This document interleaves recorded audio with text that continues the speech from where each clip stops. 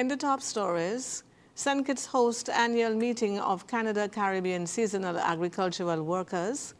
2 persons killed in plane crash delivering supplies to Jamaica, and Syria to join U.S. in fight against Islamic State.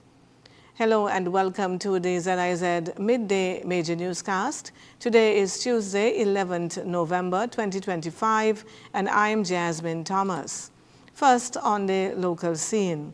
The Ministry of Empowerment and Labor, in collaboration with the Organization of Eastern Caribbean States, is this week hosting the annual review meeting of the Canada-Caribbean Seasonal Agricultural Workers Program here in St. Kitts. The meeting served as a vital platform for key stakeholders to engage in policy dialogue, examine operational and administrative matters, and explore strategies to ensure that the program continues to deliver mutual benefits for both participating Caribbean nations and Canada. In advance of the official opening ceremony, delegates visited the farm of Leon Yellow Anthony, where they gained valuable insights into local agricultural practices and the realities of farming in St. Kitts. The visit offered participants a first-hand appreciation of the island's agricultural landscape and the hard work that underpins the sector. The Federation's swimmers returned home from the OECS Swim Championships with 8 medals. The team arrived at the RLB International Airport on Monday with a medal haul that included 2 gold, 3 silver and 3 bronze medals to a reception worthy of champions. President of the St. Kitts and Nevis Aquatics Federation, Eldon Thomas, congratulated his swimmers for rising to the occasion despite the challenges they may have faced. That this team, we do not have a swimming pool. We do not have a facility.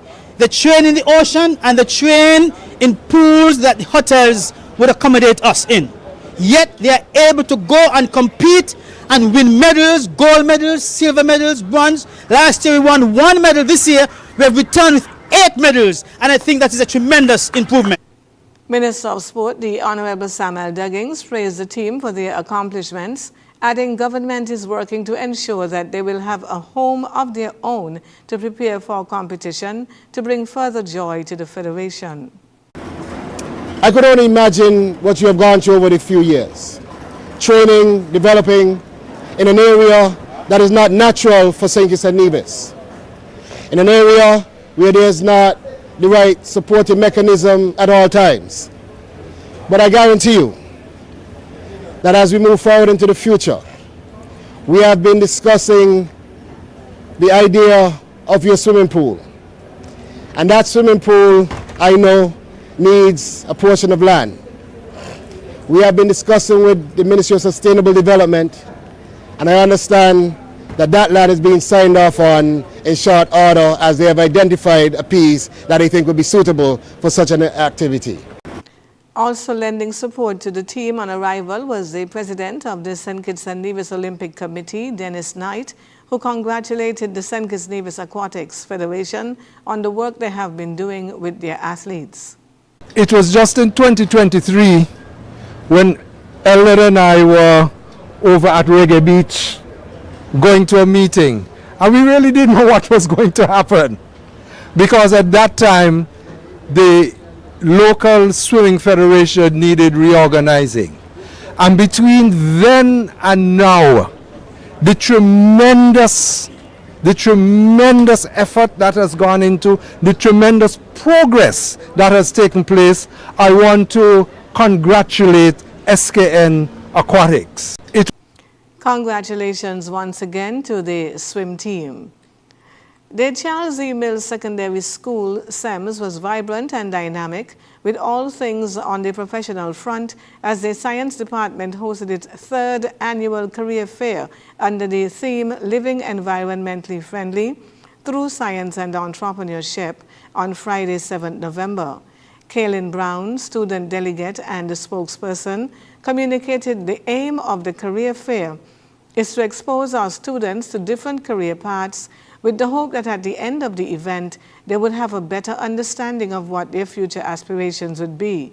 The event, which aligns with the School Counselors Network Week of Activities, provided students with insight into numerous potential careers and sought to empower them to pursue unconventional career paths.